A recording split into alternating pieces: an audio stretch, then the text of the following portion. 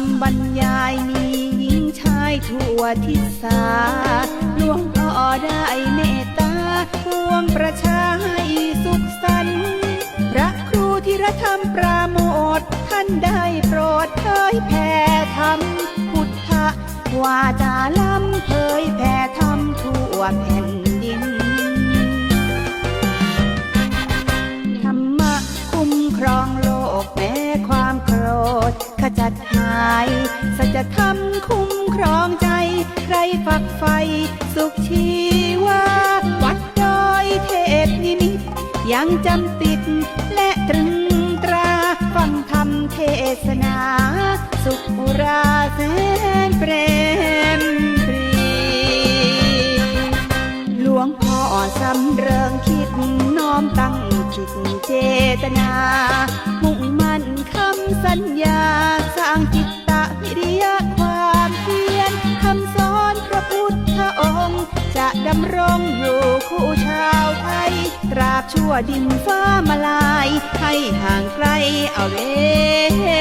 จีนำพาพระสงฆ์ไปสี่สังเวยสถานสืบสารตามตำนานที่กล่าวขานกันนานมาศึกษาพุทธประวัติไม่ข้องขัดมั่นในศรัทธาขัดเกลากิเลสตัณหาภาวนาสร้างบารมีนี่คือสาระธรรมตามรอยบาทพระศาสดาหลวงพ่อดำริมาปลุกเสกพระเป็นให้เป็นพระแท้มีธงธรรมจักรสะบัดชัยไกลกังวานให้โลกได้กล่าวขานจาริกธรรมตามรอยบาทพระศาสดา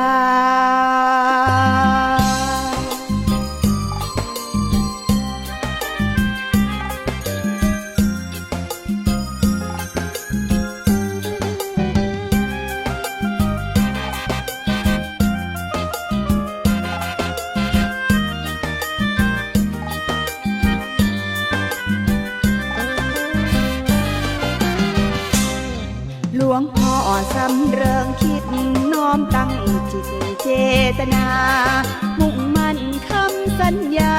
สร้างจิตตวิริยะความเพียรคำสอนพระพุทธองค์จะดำรงอยู่คู่ชาวไทยตราบชั่วดินฟ้ามาลายให้ห่างไกล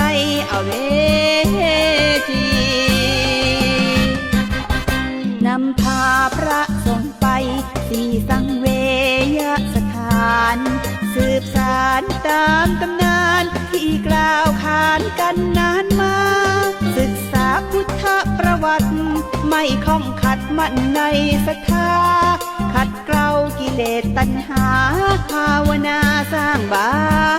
รมีนี่คือสาระธรรมตามรอยบาทพระศาสดาหลวงพ่อดำริมาปลุกเสกพระเป็นให้เป็นพระแท้มีธงธรรมจักรสะบัดชัยไกลกังวานให้โลกได้กล่าวขานจาริกธรรมตามรอยบาท